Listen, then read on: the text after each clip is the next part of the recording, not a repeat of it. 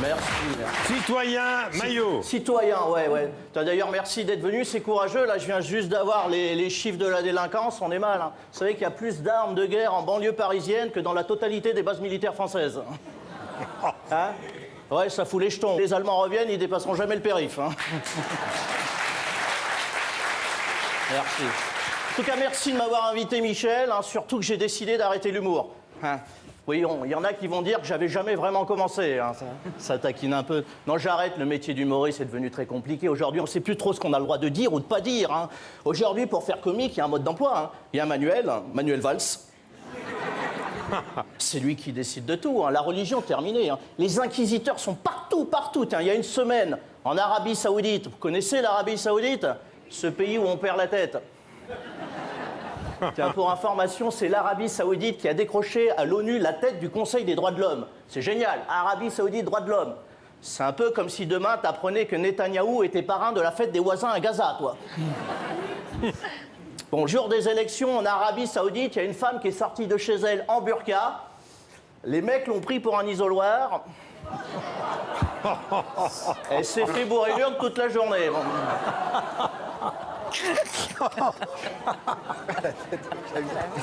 Bah, j'ai pas osé en parler. Mais la peur. Oh non, c'est très dangereux. Hein. Depuis les attentats, moi, j'ai fait renforcer la sécurité en bas de chez moi. Hein. J'ai remplacé le panneau chien dangereux par cochon alcoolique. Pareil que ça éloigne les salafistes. Ouais. Oui, je sais, c'est crétin, mais quand t'as peur, t'es crétin, c'est normal. Hein. Non, faut changer de métier, hein, hein. Moi, je veux trouver un autre travail. Le problème, c'est que je suis contre le concept de travail. C'est vrai, hein. C'est le travail, on nous ennuie avec ça depuis qu'on est tout petit. Hein.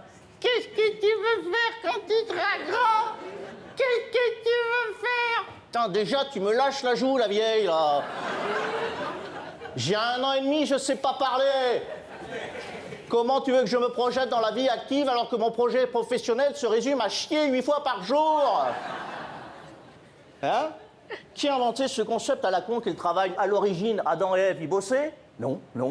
Passer leur temps à niquer peinard sous un pommier, là. Et si entre 2 tartes tatin, Adam il avait les golden en compote, et ben Ève a chopé le serpent en guise de sextoy et tout se passait très bien. J'ai dit, on nous raconte n'importe quoi à propos du travail. Hein. Tiens, prenons l'exemple de ce fameux bouquin là de coaching et de développement personnel. Mein Kampf. Merci, monsieur. Bon, il y a des gens qui lisent. Hein. Arbeit macht frei. Le travail rend libre. Bah, je dis nein, Adolphe. Nein. Je veux dire, c'est pas le travail qui rend libre, c'est le pognon. Je veux dire, le vrai patron, c'est le pognon. Moi, je me fous d'avoir un métier qui me plaise. Ce que je veux, c'est un salaire qui m'épanouisse. Je veux dire, aujourd'hui, on ne travaille plus pour se réaliser, mais uniquement pour consommer. Je veux dire, quand un cheminot stoppe une rame de TER blindée de smicard, pensez que c'est vraiment pour saluer la mémoire de Léon Blum? Non, surtout pour se payer le nouvel écran plat 3D de chez Samsung. Puis avec, on voit beaucoup mieux la tête à Ribéry. Non, le travail est une activité dangereuse. Hein. Ah ouais, très dangereuse. Il y a des métiers dangereux. Hein. Par exemple, taliban. En termes de stress au travail, on se rapproche des statistiques de France Télécom. Hein. Si vous saviez le taux de suicide chez les kamikazes, ah, vous seriez surprise. Hein. Moi, j'ai un ami palestinien qui bosse chez H&M. Hamas et Moudjahidine. C'est le nom du magasin. Ce garçon se tue à la tâche. Hein. Sans compter la rémunération. Hein. À Gaza, les jeunes diplômés sont payés au lance-pierre. Hein. Toi, kamikaze, c'est le genre de métier, vaut mieux exiger être payé en début qu'en fin de mois.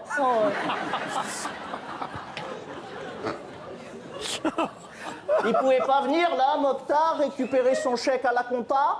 Non? Tu dirais que c'est un garçon qui se disperse. Hein? Humour de DRH. Oh, ça va. Pas un métier facile. Hein. Est-ce que les types se plaignent de leurs conditions de travail? Non. Je veux dire, il y a une forme de pudeur chez le kamikaze qu'on retrouve moins chez le fonctionnaire français. Kamikaze, c'est pas le genre de métier que tu fais en pensant à la retraite. Il est fou, lui. Il y a un côté carpe diem. C'est un métier passion. tu t'éclates.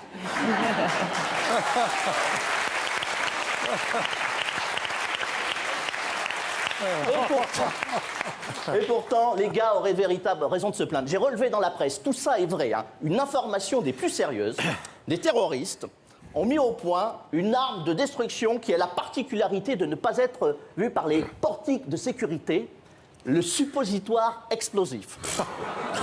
Hein, ouais, en termes balistiques, ça s'appelle lâcher une bombe. Chez Daesh, on savait qu'il y avait beaucoup de trous du cul, maintenant on sait ce qu'il y a à l'intérieur, toi. Mieux que Fukushima, Fukashimu, quoi, ça pue la merde. Eh ben, je dis félicitations, les gars, félicitations. Pour des types qui, au nom de la religion, lapident des homosexuels en place publique, mourir un bâton dans l'anus, c'est le début de la repentance.